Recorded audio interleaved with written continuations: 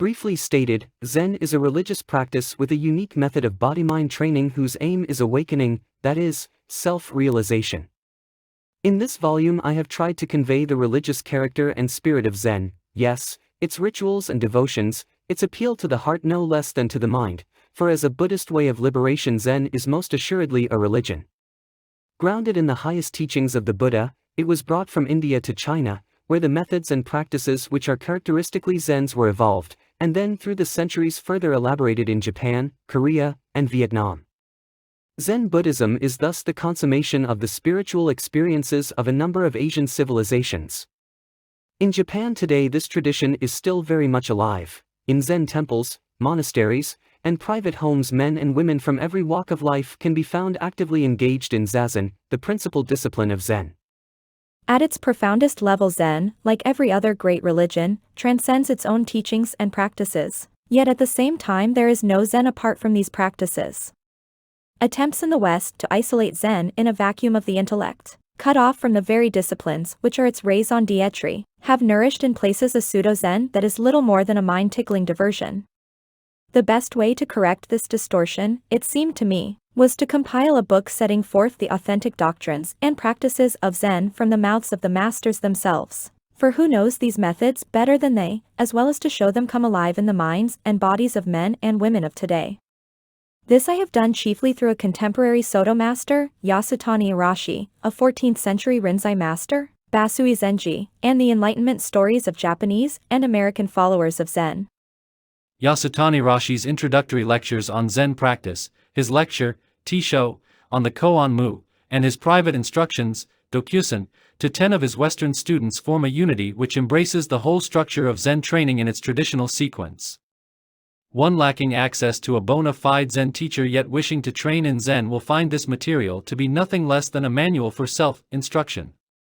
Both the Soto and Rinzai disciplines are presented here, for the first time in a European language, we believe, as one integral body of Zen teaching, and this is not academically but as living experience. The aims and methods of Shikantaza, the heart of Soto meditative discipline, as well as those of Koan Zazen, the mainstay of the Rinzai sect, are authoritatively expounded by Yasutani Rashi, who utilizes both in his own system of teaching. In the introductions I have presented background and supplementary material, which I felt would aid the reader to grasp the substance of each section, but I have resisted the temptation to analyze or interpret the master's teachings. This would only have encouraged readers to reinterpret my interpretations, and willy-nilly they would find themselves sucked into the quicksands of speculation and ego-aggrandizement, from which one day, if they would seriously practice Zen, they would painfully have to extricate themselves. For precisely this reason idea-mongering has always been discouraged by the Zen masters. This book owes much to many people. First and foremost it owes an enormous debt to Zen master Yasutani, whose teachings encompass more than half of it and who has graciously allowed them to be made available here to a wider public. My collaborators and I, all his disciples, are deeply grateful for his sagacious counsel and magnanimity of spirit which inspired us throughout. My debt of gratitude to Kyozo Yamada Rashi, the Dharma heir of Yasutani Rashi, cannot be put into words. Friend and teacher, he was a tower of strength to lean on. Were it not for his wise advice and generous assistance, my overall task would have been immeasurably more difficult, if not impossible. We collaborated on the translations of Basui's Dharma talk on One Mind and his letters, portions of the Iwasaki letters, the 10 Oxfording verses, the quotations from Dogen and other ancient masters, and the extract from Dogen's Shobogenzo. Akira Kubota, my second collaborator, was one of Yasutani Rashi's foremost disciples, having trained under him for some 15 years. Together, we translated the lecture on the Koan Mu, parts of the Iwasaki letters, and the 4th and 6th accounts in the section on enlightenment experiences. I acknowledge my huge debt to him for his conscientious labors. My special thanks are due Dr. Carmen Blacker, of Cambridge University. Her on-the-spot translations of many of Yasutani Rashi's lectures on Zen practice were incorporated by me into the translations which appear in this book. Further, I have taken the liberty of adopting without alteration several paragraphs from her own translation of sections of this same material which was published in the British Buddhist magazine The Middle Way, since her expression was so felicitous that I could hardly hope to have improved upon it. I am exceedingly grateful to Dr. Houston Smith, Professor of Philosophy at the Massachusetts Institute of Technology and author of The Religions of Man, for his invaluable advice and encouragement at an early stage of the manuscript, and for his foreword. Bridget Diorci, a Dharma friend, was exceedingly helpful. Her thoughtful reading of the entire manuscript produced many valuable suggestions which have improved the book. My debt to my wife, Delancey, is no small one. At all stages of the writing she has encouraged and worked with me. Indeed, for several years these labors constituted her major practice of Zazen. In our translations, we have striven to avoid the evils of either a free, imaginative rendering on the one hand or an exactly literal reading on the other. Had we yielded to the first temptation, we might have achieved a stylistic elegance now lacking, but only at the expense of that forthright vigor and calculated repetition which is a characteristic feature of Zen teaching. On the other hand, had we slavishly adhered to the letter of the texts, we inevitably would have done violence to their spirit and thus obscured their deep inner meaning. Our translations are interpretive in the sense that all translation involves the constant choice of one of several alternative expressions which the translator believes may convey the meaning of the original.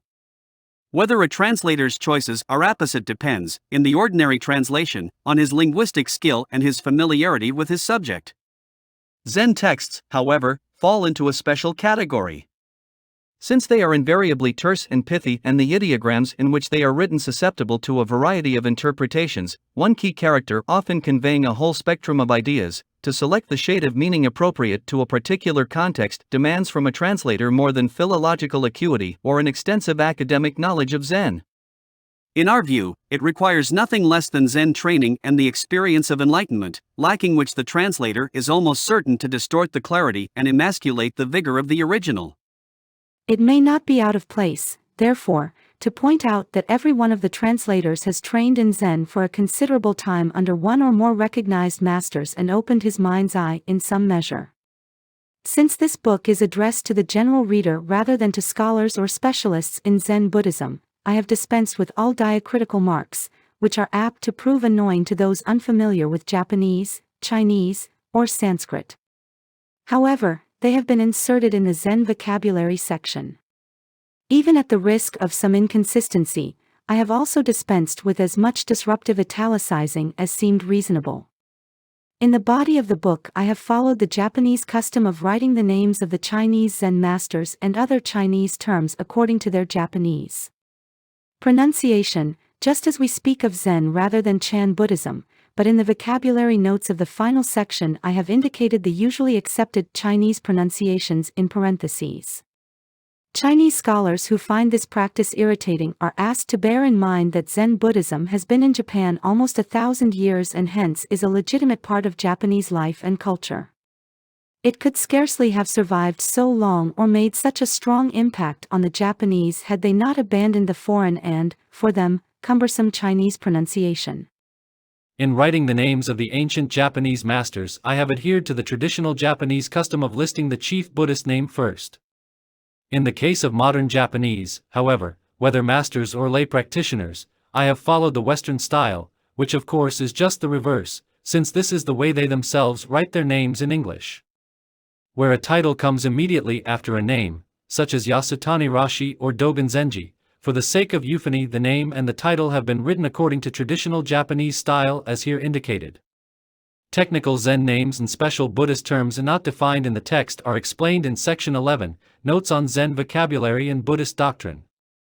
While the organization of the book follows the natural pattern of teaching, practice, and enlightenment, each section is complete in itself and can be read at random according to the reader's taste. All footnotes throughout the book are mine. Philip Kapleau. Kamakura, December 8, 1964.